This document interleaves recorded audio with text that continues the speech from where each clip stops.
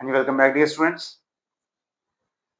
सभी प्यारे बच्चों को सत श्री अकाल, आदाब, नमस्कार, गुड मॉर्निंग।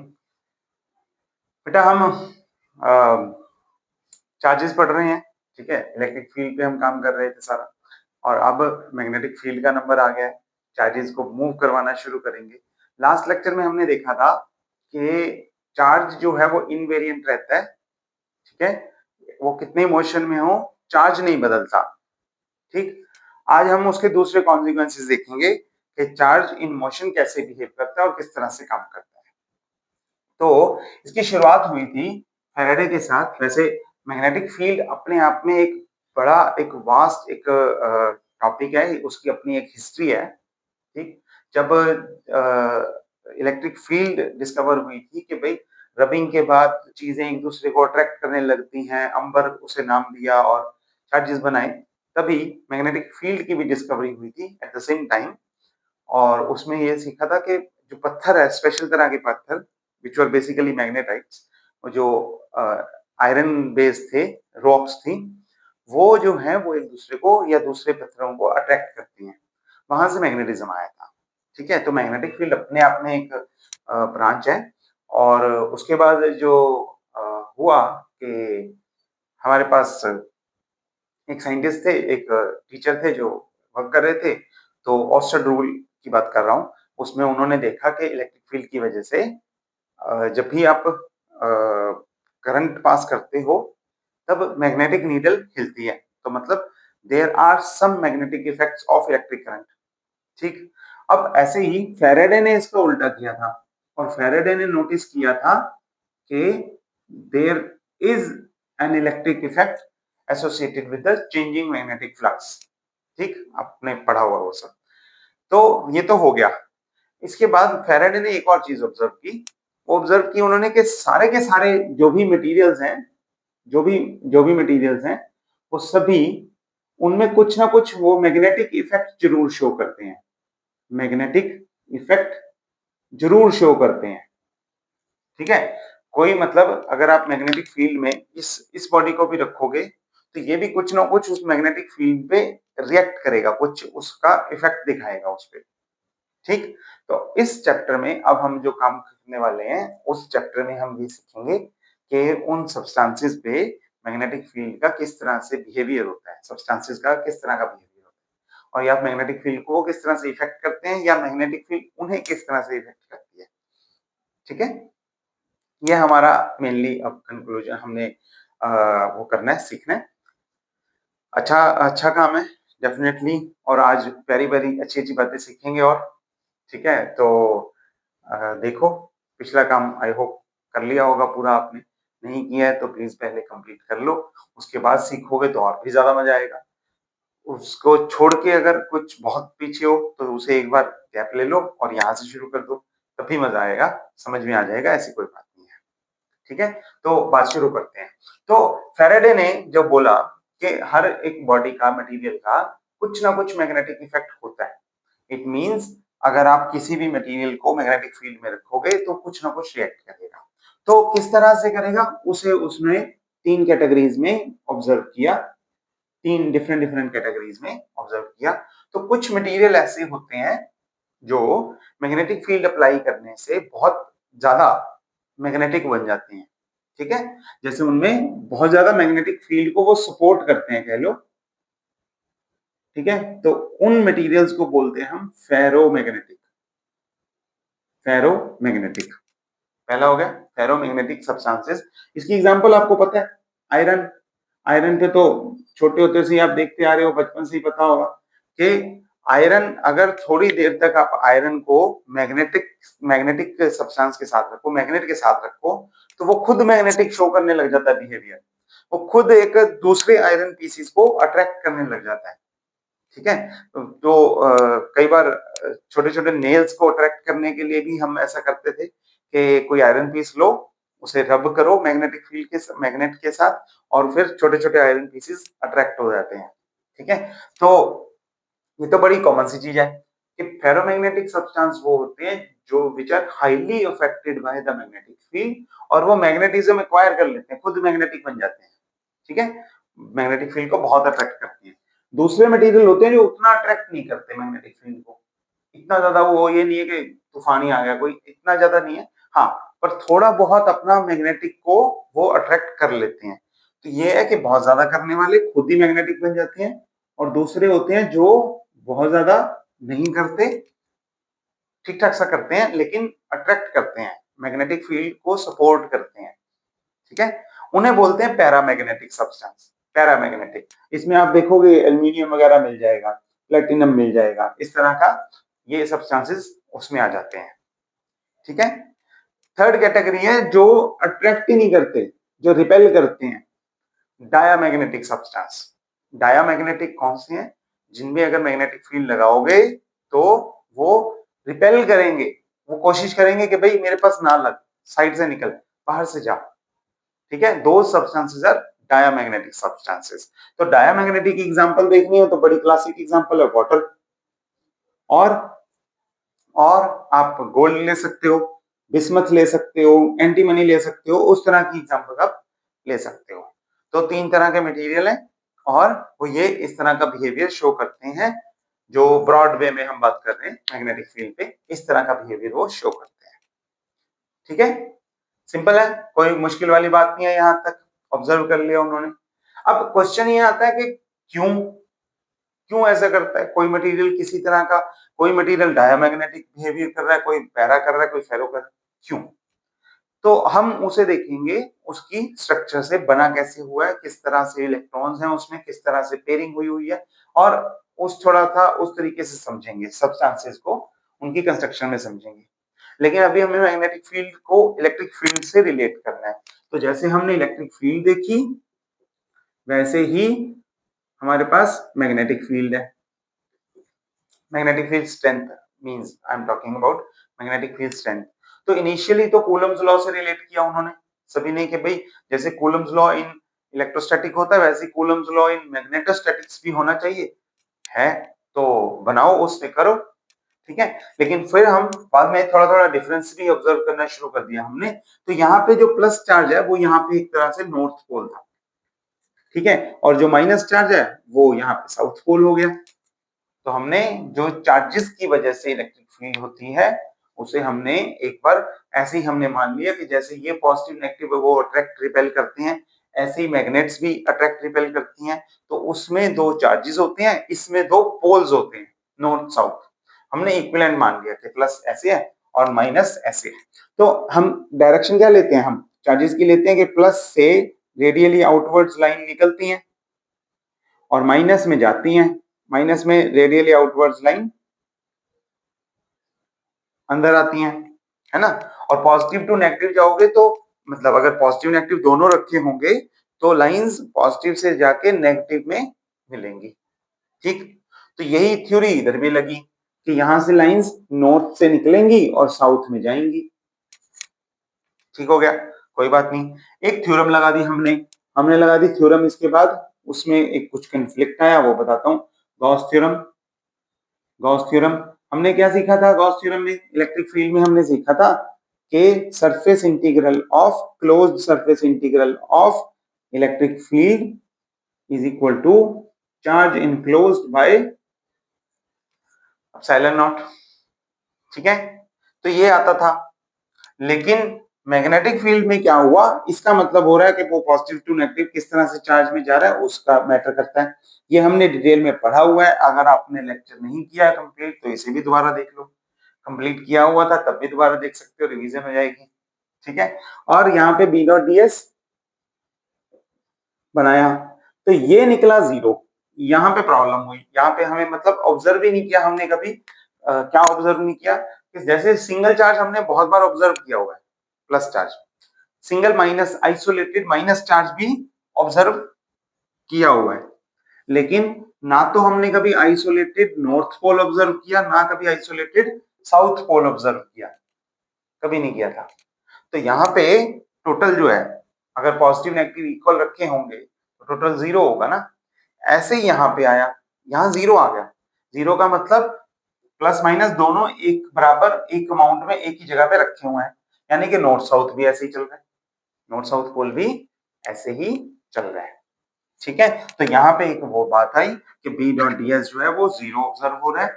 अगर आप इसे दूसरे तरीके से देखो, एक तरीके से आप कह सकते हो नॉर्थ साउथ पोल साइमल्टेनियसली वहीं पे है, तो टोटल जी इज 0। ठीक है, दूसरे तरीके से अगर आप curl of surface integral of इसको लिखोगे, तो आप इसे गॉस डाइवर्जेंस थ्योरम लगा के volume integral of divergence of B भी तो लिख सकते हो, है ना। तो गॉस डाइवर्जेंस थ्योरम है सिंपली, इट मींस अब वॉल्यूम इंटीग्रल तो 0 होगा नहीं, लेकिन यही 0 है, तो डेल डॉट बी 0 आ गया, दिस इज 0। ठीक है, दिस इज 0, तो इसका भी मतलब वही निकलता है कि magnetic field lines radially outward diverge नहीं कर रही, डाइवर्ज नहीं कर रही, वो कर्ल में होंगी। कर्ल में होंगी तो यहां से एक और बात आती है कि अगर किसी का डाइवर्जेंस 0 है, मतलब उसे कर्ल की फॉर्म में लिखा जा सकता है। किसी का डाइवर्जेंस 0 है तो इसे हम कर्ल की फॉर्म में लिख सकते हैं, तो यहाँ पे भी वो भी चीज लगाएंगे। ठीक है, तो यहां से हमारे पास एक कंक्लूजन आया that magnetic monopole Gauss theorem in magnetostatics में, मैग्नेटिक फील्ड वाले में गॉस थ्योरम अप्लाई की, उसे देखा, तो हमारे पास एक रिजल्ट आ गया B dot D S is 0, या फिर आप कहो divergence of magnetic field is 0। It simply means magnetic monopole does not exist. इसका मतलब कि सिंगल पोल नहीं मिलेगा कहीं पे भी, मिलेंगे तो दोनों भाई इकट्ठे ही मिलेंगे, नहीं तो नहीं मिलेंगे। नॉर्थ और साउथ एक जैसे मिलेंगे, नहीं तो मिलेंगे ही नहीं। ठीक है, यहां तक बेसिक थ्योरी है, मैग्नेटिक मोनोपोल एग्जिस्ट नहीं करते, गॉस थ्योरम से आप बोल सकते हो। ठीक है, फिर हो क्या रहा है वो देखते हैं। अगर मोनोपोल नहीं है, इस तरह से नहीं चल रहे, तो डाइपोल होंगे। हम डाइपोल को देखते हैं। अगर मैं डाइपोल आपको याद करवाऊं, तो हमने इलेक्ट्रिक फील्ड में पढ़े हुए हैं, डाइपोल मूवमेंट पढ़ा था, डाइपोल पढ़ा था। उसमें हम क्या लेते हैं, उसमें हम दो चार्जेस लेते हैं, इक्वल एंड ऑपोजिट। तो नेट चार्ज तो 0 हो जाता है ना, नेट चार्ज तो 0 हो जाता है। उस तरह का बना के देखते हैं। तो हमने लिया मैग्नेटिक डाइपोल, अब हम लेंगे मैग्नेटिक डाइपोल, उसी पे चलेंगे। मोनोपोल वाली कहानी खत्म हो गई। मैग्नेटिक डाइपोल में हमने इलेक्ट्रिक डाइपोल सीखा था, तो लिया था एक इक्वल एंड ऑपोजिट चार्ज है, वो ऐसे एक डिस्टेंस पे है, सम डिस्टेंस लेट्स से 12, तो उनका मैग्नेटिक डाइपोल मूवमेंट होता है, कोई भी चार्ज लगा लो इनटू इनटू क्या करो, इनटू डिस्टेंस बिटवीन देम ले लो। ठीक है, और डायरेक्शन है वेक्टर, वो ठीक है, बाद में देख लेंगे, इस तरह से ले लेते थे आप। ठीक है, मैग्नेटिक, अब इलेक्ट्रिक डाइपोल मूवमेंट के साथ हम मैग्नेटिक डाइपोल मूवमेंट लेंगे, और मैग्नेटिक डाइपोल मूवमेंट जो है उसका काम करता है एक करंट लूप, मूवमेंट का काम करता है करंट लूप। देखो, इसमें ना आपको एक बात ध्यान रखनी है कि जो काम स्टैटिक चार्ज करता है इलेक्ट्रिक फील्ड में, इलेक्ट्रिक फील्ड के लिए static charge at rest is a source of electric field. ठीक है, वही काम मूविंग चार्ज करता है मैग्नेटिक फील्ड में, मतलब a moving charge is a source of magnetic field. तो चार्ज की बात कर रहे हो, जब चार्ज एट रेस्ट की बात कर रहे हो, तो मेनली हम इलेक्ट्रिक फील्ड से डील कर रहे हैं। लेकिन अगर आप चार्ज को मोशन में ले आए, करंट बना दिया आपने, तो हम बेसिकली किसकी बात कर रहे हैं, मैग्नेटिक फील्ड की। ठीक है, यही चीज यहाँ पे है, तो आप इसे लिख सकते हो current as a magnetic dipole. Current ये मैग्नेटिक डाइपोल का काम करता है। तो मान लो अगर कोई वायर ली मैंने और उसमें ऐसे लूप बना दिया, वायर लूप इस तरह से बना दिया, ऐसे करंट फ्लो कर रहा है, तो ये लूप किसका काम करेगा, ये मैग्नेटिक डाइपोल का काम करेगा। करंट जो है वो मैग्नेटिक डाइपोल का काम करेगा। ठीक है, अच्छा, इसमें अगर मैग्नेटिक डाइपोल है तो दो पोल होने चाहिए, नॉर्थ और साउथ, है ना। तो वो दो पोल्स कहां पे हैं, उसे आप देखोगे ऐसे कि एरो लगा दो, साउथ पे भी एरो लगा दो, और नॉर्थ पे भी एरो लगा दो। तो ये कौन सी डायरेक्शन हुई, ये डायरेक्शन हुई एंटी क्लॉक, एंटी क्लॉक, जिसमें ऑर्बिट्स में इलेक्ट्रॉन्स घूमते हैं जैसे, है ना। और ये डायरेक्शन हुई क्लॉकवाइज, क्लॉकवाइज। तो क्लॉकवाइज डायरेक्शन में करंट जो है वो साउथ पोल है, और दूसरी साइड से देखोगे तो नॉर्थ पोल है। तो अगर मैं ऐसे एक वायर में एक ऐसे करंट जा रहा है, तो ये मेरी तरफ से जो है वो मैं अगर अपनी साइड से देखूंगा तो मेरे को ये एंटी क्लॉकवाइज दिख रहा है, लेकिन अगर आप अपनी तरफ से देखोगे तो वो आपको क्लॉकवाइज दिखेगा। तो ये जो डाइपोल है, वायर जो है, लूप जो है, करंट लूप जो है वो एक डाइपोल का काम करता है। करंट लूप एक डाइपोल का काम करता है, और और इस लूप में क्या होगा, इसमें जो जिस एक डायरेक्शन जो है, एक फेस जो है वो नॉर्थ पोल का काम करता है, और दूसरा फेस जो है वो साउथ का काम करता है। ठीक है, और नॉर्थ साउथ पोल में कितना डिफरेंस हुआ, दोनों के बीच का डिस्टेंस कितना हुआ, वो word thickness of the loop. Thickness of the loop is the distance between the two poles. अब थिकनेस में इसकी थिकनेस लेना it's not a right thing to treat it. तो हम क्या करेंगे, हम मैग्नेटिक मोमेंट में थिकनेस नहीं लेंगे, एरिया इज इंपॉर्टेंट एक्चुअली। तो चार्ज की जगह पे करंट लेंगे, और डिस्टेंस की जगह पे we will not consider the distance between the two poles, two loops, two poles, sorry, ये दोनों पोल्स के बीच में, एनआरएस will not consider the distance between the two poles, which is the thickness of the loop, but we will consider the area of the loop। जितने area में वो wire loop है, ठीक है, बड़ा एरिया होगा तो ज्यादा मैग्नेटिक मूवमेंट, बड़ा नॉर्थ पोल, बड़ा साउथ पोल, बड़ा magnetic movement. So magnetic movement is actually depends upon the area, not the distance. Thickness loop की वही है। तो मैग्नेटिक नॉर्थ पोल और साउथ पोल इस तरह से काम करते हैं। So this is the formula for magnetic movement. ठीक है, and the current loop acts as a magnetic dipole. So this is magnetic dipole movement. देख लो, ठीक है, सब चेक कर लो, कोई दिक्कत नहीं।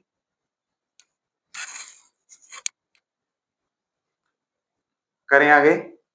तो यहां से कहानी जो है वो और इंटरेस्टिंग हो गई, और इंटरेस्टिंग इसलिए हुई कि अगर हमें सिर्फ एक रोटेटिंग, एक मतलब चार्ज पार्टिकल ही चाहिए, अगर एक चार्ज पार्टिकल ही चाहिए जो के लूप में हो, जो कि घूम रहा हो, तो फिर वो तो हमारे पास है, वो तो हमारे पास बहुत इंपॉर्टेंटली बहुत बड़ा मतलब मेजर फॉर्म में है हमारे पास। ठीक है, और वो कौन है, वो है एटम। एटम जो है उसमें हम पढ़ते हैं कि इलेक्ट्रॉन जो है जी वो ऑर्बिट में घूम रहे हैं, इलेक्ट्रॉन मतलब चार्ज पार्टिकल, और वो इलेक्ट्रॉन घूम रहा है अगर, तो उसका कुछ ना कुछ मैग्नेटिक इफेक्ट होगा। एटम एज अ, अब हम देखते हैं atom as a magnetic dipole. तो एटम में क्योंकि इलेक्ट्रॉन घूम रहे हैं, और वो घूमने की वजह से उनका कुछ ना कुछ मैग्नेटिक मूवमेंट होना चाहिए, मोशन भी हो गया और रोटेशन भी हो गया। ठीक है, तो अब हम देखेंगे atom as a magnetic dipole. तो अगर ये मान लो न्यूक्लियस है, इसके यहाँ पे इलेक्ट्रॉन्स घूम रहे हैं, एंटी क्लॉकवाइज घूम रहे हैं मान लो, और तो करंट कौन सा हो गया, क्लॉकवाइज डायरेक्शन में हो गया। ठीक है, लेकिन हो गया करंट तो, लेकिन इसके घूमने की वजह से क्या होगा, कुछ ना कुछ मैग्नेटिक मूवमेंट होगा। मैग्नेटिक मूवमेंट होगा घूमने की वजह से, कितना होगा, वो होगा आई ए। ठीक है, अब चार्ज को, आप करंट को क्या लिख सकते हो, charge upon time, charge upon time into a. ठीक, ओके, चार्ज कितना लें, चार्ज है माइनस ई, और टाइम कितना लें, टाइम हम लेंगे distance upon velocity, distance upon velocity. Okay, और एरिया कितना लें, एरिया जितना सर्कल में वो घूम रहा है, तो सर्कल का ले लेते हैं पाई आर स्क्वायर। ठीक है, सिंपल है। ओके, अब फिर से आ जाओ, mu M minus E pi R square. Distance कितना लें, डिस्टेंस जिस सर्कल में वो घूम रहा है उसकी सरकमफ्रेंस, उसकी रेडियस, उसका जो है पेरीमीटर जो है वो कितना है, 2 पाई आर, और वेलोसिटी अपॉन वेलोसिटी ऊपर चली गई, वो v मान लेते हैं। तो पाई से पाई कैंसल, आर से आर कैंसल, और वो कितना आ गया हमारे पास, ये हमारे पास आ गया minus E V R upon 2, E V R upon 2। ठीक है। अच्छा, ये नेगेटिव साइन क्या दिखा रहा है, ये मैग्नेटिक मोमेंट का नेगेटिव साइन दिखाता है कि मतलब चार्ज के ऑपोजिट है ये, मैं इसे और अगले स्टेप पे बताऊंगा। ठीक है। अब अगर आप क्वांटम मैकेनिकल पार्टिकल की बात कर रहे हो, अगर आप बात कर रहे हो एक इलेक्ट्रॉन, प्रोटॉन, न्यूट्रॉन, कोई भी माइक्रोस्कोपिक वे में जो मैक्रोस्कोपिकली डील कर ही नहीं सकते जिन्हें, ठीक है, तो उस पार्टिकल में वेलोसिटी और पोजीशन, रेडियस और वेलोसिटी एक साथ लेना it doesn't make any sense because there is a lot of uncertainty. ठीक है। तो उसमें हम क्या करते हैं, to write it in a better way, let us consider the quantity angular momentum, which is important here.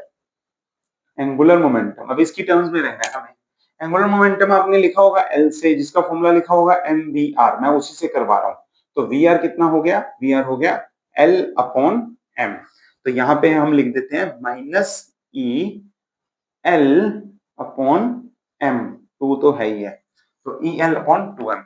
अब मैं कहूंगा ये बात कि मैग्नेटिक मूवमेंट मतलब नेगेटिव साइन क्या दिखा रहा है, the direction of magnetic movement is opposite to the direction of orbital angular momentum. ये कौन सा एंगुलर मोमेंटम है, ऑर्बिटल, जिसमें वो ऑर्बिट में जिसमें घूम रहा है। ठीक है, this is orbital angular momentum. तो यहाँ पे क्या हो गया, minus E L upon 2m, ई एल अपॉन 2m। सिंपल था। अच्छा, आगे बढ़ते हैं। तो याद करो Bohr postulate, Bohr's postulate, Bohr's postulate क्या था कि इलेक्ट्रॉन सारे ऑर्बिट्स में घूम सकता है, नहीं, इलेक्ट्रॉन सारे ऑर्बिट्स में नहीं घूम सकता। बोहर्स पोस्टुलेट था कि और इलेक्ट्रॉन सिर्फ उन ऑर्बिट्स में घूम सकता है जिसमें उसका एंगुलर मोमेंटम जो है वो कंजर्व हो, वो इतना हो एन एच अपॉन 2 पाई। मतलब एन इट कैन बी 1 2 3 4, वो फर्स्ट ऑर्बिट में है तो उसका एंगुलर मोमेंटम कितना होगा, एच अपॉन 2 पाई। सेकेंड ऑर्बिट में है तो अगर वो फर्स्ट ऑर्बिट में है तो उसका एंगुलर मोमेंटम होगा एच अपॉन 2 पाई। सेकेंड ऑर्बिट में 2h अपॉन 2 पाई, 3h अपॉन 2 पाई, 4h अपॉन 2 पाई, उस तरह से चलेगा। तो एंगुलर मोमेंटम कितना हो सकता है, एनएच अपॉन 2 पाई हो सकता है। पुट कर दो, पुट कर दो, माइनस ई अपॉन 2m, और यहाँ पे हो गया एन एच अपॉन 2 पाई। तो ये हो गया माइनस, माइनस चाहे छोड़ दो बाद में देख लेंगे, एन, और ये आ जाएगा माइनस अंदर ले जाता हूं, माइनस ई एच अपॉन 4 पाई एम, 4 पाई एम। ठीक हो गया, ई एच अपॉन 4 पाई एम। अच्छा, ये जो क्वांटिटी है ना ई एच अपॉन 4 पाई एम, इसे हम बोलते हैं Bohr's magnetron. E H upon 4 पाई एम, इसे हम बोलते हैं बोहर्स मैग्नेट्रॉन। बोहर्स, क्योंकि बोहर की थ्योरी लगा के हमने किया ये, तो इसे नाम हमने दे दिया बोहर्स मैग्नेट्रॉन। और आप देखोगे मैग्नेट्रॉन, और आप देखोगे कि टोटल मैग्नेटिक मोमेंट जो भी है एटम का, it is multiple, integral multiple of Bohr's magnetron. तो ये भी एक हमारे पास एक बड़ा इंपॉर्टेंट रिजल्ट आ गया। ठीक है। अच्छा, इस बोहर मैग्नेट्रॉन की वैल्यू कितनी होती है वो आप कभी भी निकाल सकते हो, है ना। मैं यहाँ पे निकाल देता हूँ, एक बार दिखा देता हूँ आपको। E की वैल्यू होती है 1.6 इंटू 10 पावर माइनस 19, H की वैल्यू होती है 6.6 into 10 power minus 34, right. Divide कर दो, 4 की वैल्यू 4 3.14 होगी, पाई की वैल्यू, मास हो गया 9.1 इंटू 10 पावर माइनस 31। तो ये वैल्यूज जो है पुट करके ये अराउंड आ जाता है 9 पॉइंट समथिंग, 9.4 वगैरह आ जाएगा, into 10 raise to the power minus 24, इतना आ जाएगा। ठीक है, तो इसकी वैल्यू इतनी होती है, मिनिमम मैग्नेटिक मोमेंट इतना है बोहर मैग्नेट्रॉन के बराबर, उसके ऊपर एन जितना ऑर्बिट में आप जा रहे हो उस हिसाब से मैग्नेटिक मोमेंट आ जाता है। ठीक है, चलेगा, सिंपल बात है, कोई दिक्कत वाली बात नहीं है। ओके, ठीक हो गया, देख लो, कोई डाउट है तो पूछ लो, यहां तक सोच लो आराम से, चैट में डाल देना, ग्रुप में डाल देना, कोई भी डाउट हो? ठीक है, आगे बढ़ते हैं फिर, नहीं तो आगे बढ़ते हैं, क्या होगा आगे? अच्छा, यहाँ पे कहानी खत्म हो गई क्या? यहाँ पे कहानी क्या खत्म हो गई? नहीं, एक पार्ट हो गया, हमें इतनी बात समझ में आ गई। ठीक है, अच्छा यहां से एक और वैसे रेशियो डिफाइन करते होते हैं हम। ठीक है, वो होता है mu M upon L, which will be E upon 2m, mu E upon 2m, but that is called G, gyromagnetic ratio, but that is defined in three different forms, so हम उसे बाद में करेंगे। यहाँ तक हो गई कहानी। इसके बाद कहानी में ट्विस्ट आया जब गोल्डस्मिथ आ गए और उलेनबेक आ गए। हमने ऑर्बिटल के साथ, ऑर्बिटल एंगुलर मोमेंटम के साथ, इलेक्ट्रॉन एटम्स में घूम रहा है, इस तरह से घूम रहा है, चीजें देखी तो सारे रिजल्ट्स वर नॉट एक्सप्लेनेबल, सारे रिजल्ट्स वो एक्सप्लेन नहीं हो रहे थे अच्छे से।